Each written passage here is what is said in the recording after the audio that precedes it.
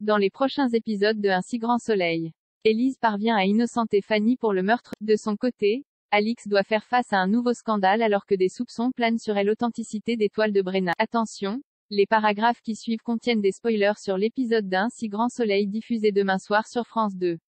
Si vous ne voulez rien savoir, ne lisez pas ce qui suit. Lundi 7 novembre dans Un si grand soleil, le meurtrier de Damien avoue tout au commissariat de Montpellier. Rudy raconte à Alex et Élise ce qui s'est passé le soir de la mort de Damien. Il s'est rendu à son domicile afin de récupérer les 50 000 € que le professeur devait à Lozac, un bookmaker de Lyon. Ivre, Damien l'avait alors envoyé promener. La tension était montée petit à petit et Rudy avait poussé Damien. Une fois à terre, il l'avait pris par le cou et avait tué le professeur par inadvertance. Par réflexe, il avait maquillé sa mort en suicide. Grâce à ses aveux, Fanny et Anthony sont disculpés. Thaïs est ravie d'apprendre que son père est enfin libre. Florent raconte alors à l'adolescente que c'est un homme à qui Damien devait de l'argent à cause de dettes de jeu qui est responsable de sa mort. Thaïs n'en revient pas, Damien ne lui a jamais parlé de ses problèmes. La jeune fille se rend compte qu'il y a beaucoup de choses qu'elle ne savait pas sur lui. De son côté, Fanny apprend avec soulagement que l'assassin de Damien a été arrêté et qu'elle est elle aussi libre. Elle appelle Élise pour la remercier d'avoir cru en elle et de l'avoir sauvée. Elle prévoit de se retrouver le soir même après les cours. Thaïs retrouve son père au restaurant et le prend dans ses bras. De son côté, Sophia appelle Élise afin de lui proposer de dîner en famille avec leur fils. Mais Élise décline car elle voit Fanny.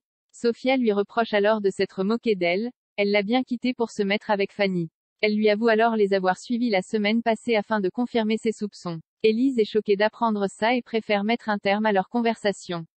À la tombée de la nuit, elle retrouve Fanny pour un dîner romantique au restaurant. Fanny est toujours perturbée et ne parvient pas à comprendre comment son mégot de cigarette a pu se retrouver chez Damien, alors qu'elle n'est jamais allée chez lui. D'un coup, Élise repense aux confidences de Sophia et comprend rapidement que son ex-compagne a interféré avec l'enquête par pure jalousie. Elle n'en parle pas à Fanny. Alix dans la tourmente. Marc Moore a écrit un article dans lequel il remet en cause le sérieux d'Alix. Remontée, elle rend visite à Monsieur Brenas, qui a donné de fausses anecdotes aux journalistes. Il lui explique qu'il n'a pas l'habitude des interviews et accuse Marc de vouloir faire du buzz.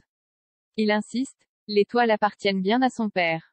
Il veut rattraper le coup mais Alix lui demande de ne rien faire. Elle va tenter de limiter les dégâts.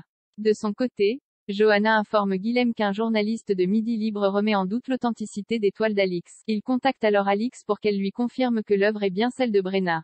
Elle lui explique que le journaliste a écrit n'importe quoi afin de pimenter son article. Elle le rassure et lui garantit que c'est bien un vrai. Alix reçoit un appel de Marc qui veut l'interviewer afin de savoir comment elle a rencontré le fils de l'artiste, car il a été très flou sur ce point lors de leur rencontre. Surprise, elle lui répond que Brenas n'est plus très jeune et perd la mémoire. Elle lui explique également qu'il est traumatisé par son article qui remet en doute sa parole. Marc lui dit qu'il n'a fait qu'émettre une hypothèse, et ne veut nuire à personne. Il lui demande ensuite s'il peut passer la voir, mais elle refuse, affirmant que cela pourrait tuer Monsieur Brenna.